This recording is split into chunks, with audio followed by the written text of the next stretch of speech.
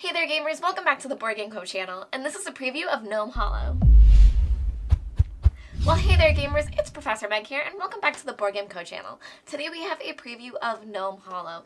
Thank you to the OP for sponsoring this video, and you can check out the link down below because this is now available. This is a final copy version that you're going to get to see. This is just a preview to show off the game for you to see if it's something you might like to purchase, so you can check out the link down below to see even more about the game. But this game was designed by someone I know, Eamon Anderson. I have been able to meet him at different conventions, and I was able to learn this game from him.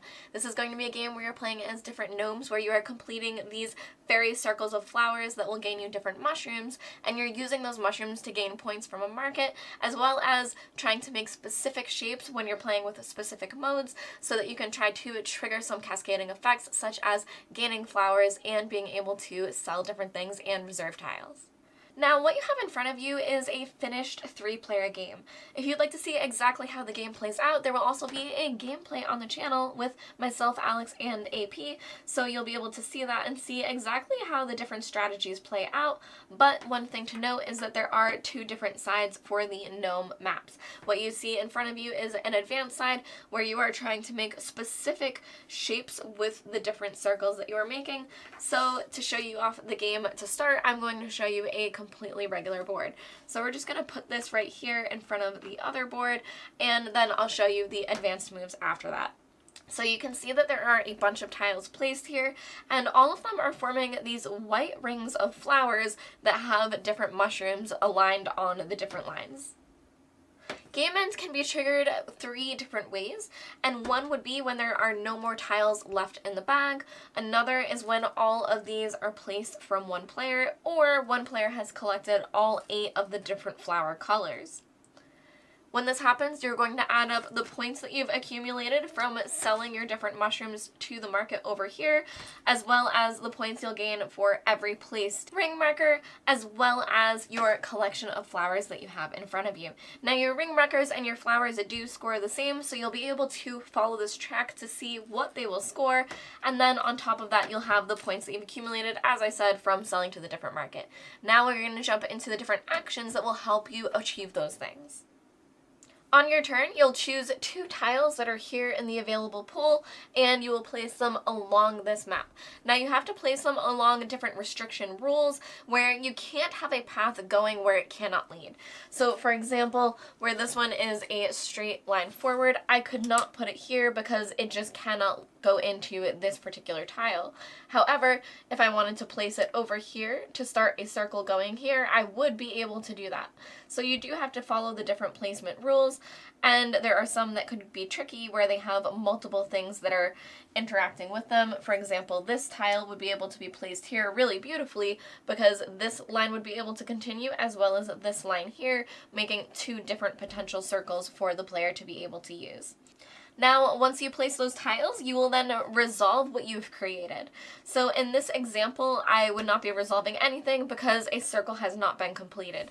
However, the turn when a circle is completed and you place that piece within the circle, you would then resolve its effects. The effects are you're going to gain a mushroom for every mushroom along the circle.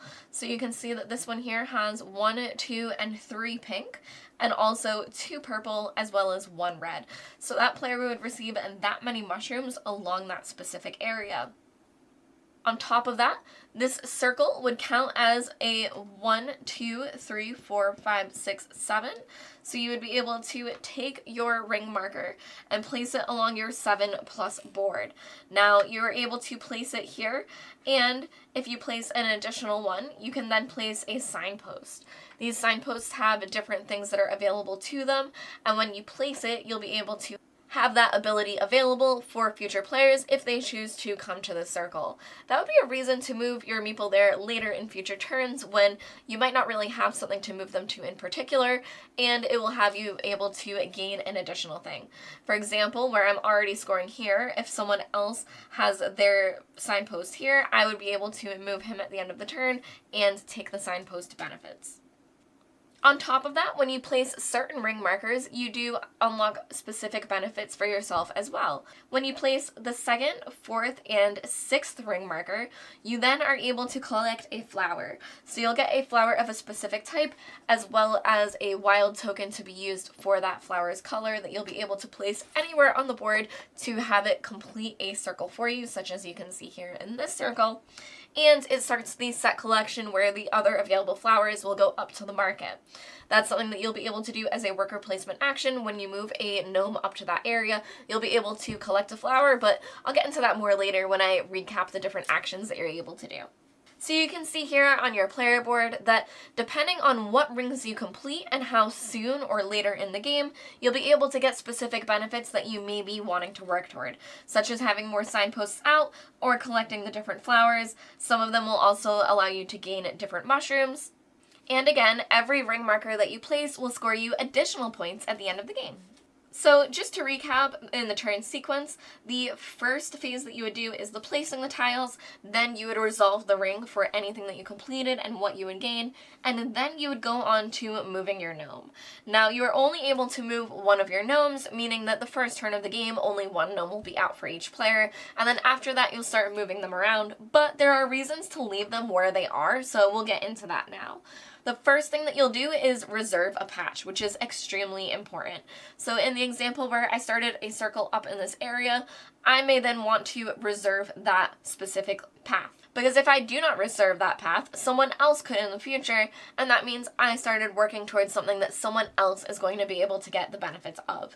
It is very typical to start a path for yourself and then reserve it almost immediately to be sure no one can then take it from you. Now, in the example that you completed your circle that turn, you no longer need to reserve the path. You don't have to stay there because you've already gained the benefits, and the benefits are triggered when the circle is completed, so no one else is going to be able to do that. So, another thing that you may do with your gnome is collect a flower. Collecting a flower would be going up here to the market, and you would choose a flower color that you do not have. Now, this is set collection, where you are collecting the different colors that are unique for you. So you can see on this player board here that all of the different flower colors are unique, and that's how you score higher and higher.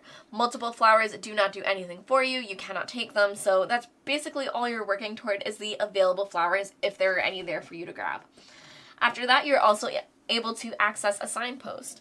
So for the different signposts that are placed here, they are on completed circles, but that's a reason to visit a completed circle. For example, this one here provides +2 of the blue mushroom. So that might be a reason is if you're working toward a specific resource and you might as well move your character around to be able to visit the different signposts. Finally, players will sell to the market over here, and when selling to the market, you can only sell specific numbers of a specific mushroom once. So, for example, here you can see that the blue mushroom has been sold for a quantity of 4, and it would give 5 victory points. And then it's then locked off, meaning that if any future players want to sell the blue mushrooms, as of right now, they can only sell them in groups of 2, which you can always do, 3, 5, or 6. Meaning that you are locking out players from being able to sell specific mushrooms, and some are definitely more rare and can sell out at a higher price, so that would be a reason to work toward the higher priced mushrooms first. In the game, you're going to be working toward victory points, and the quickest way to do that is selling things at the market. But you'll be watching your player board because, as I said, depending on what flowers you collect and what different ring markers you're able to place out, that is victory points that you are gaining as well, and this can be a pretty tight scoring game. Now to show you the other side of the player boards, on this side it gives you these different rewards, but it's only for groupings of 3, 4, 5, 6, and 7+, and you don't have to worry about a specific shape or anything like that. Now on these player boards, you do have to worry about a specific shape. So you can see that there are shapes that you are working toward. There's also a different spot for 3, 4, 5, 6, and 7, but you are only able to claim those each once, and then after that you also are able to claim these ones where you are working toward a specific ring. Now when you do that, you do also get different benefits, so this is a way to change up the game, but definitely a bit harder.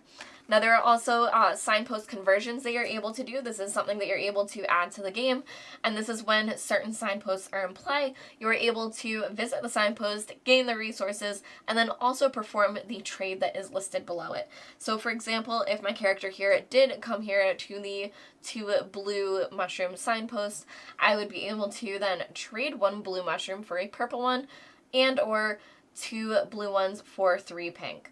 And those are the basics of Gnome Hollow. So you're going to be moving around, placing these different tiles, reserving the different rings that you plan on scoring, gaining the different mushrooms, selling them to the market, placing as many rings as possible, and really making the best use of what's in the market at the time that you're able to place them, because whoever places the most rings will do it very, very well, because they'll be able to place all of their different ring markers, as well as collecting the different flowers. Collecting different flowers kind of depends on other people, because they'll also be unlocking the different flowers that are available, so that's something that you may be going for last, but it can also be extremely powerful and get you a lot of points at the end of the game.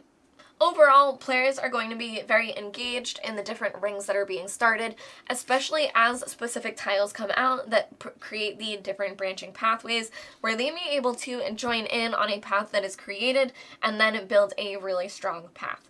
You're also going to be watching what mushrooms other people are taking to make sure that they aren't going to the market when you need to be, and you're just going to be making sure that you are staying ahead of the game.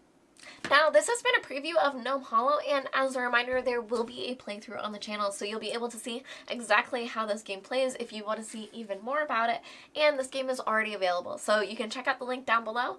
I'm Professor Meg, and thank you all for watching the Board Game Co channel. I'll see you all next time. Bye!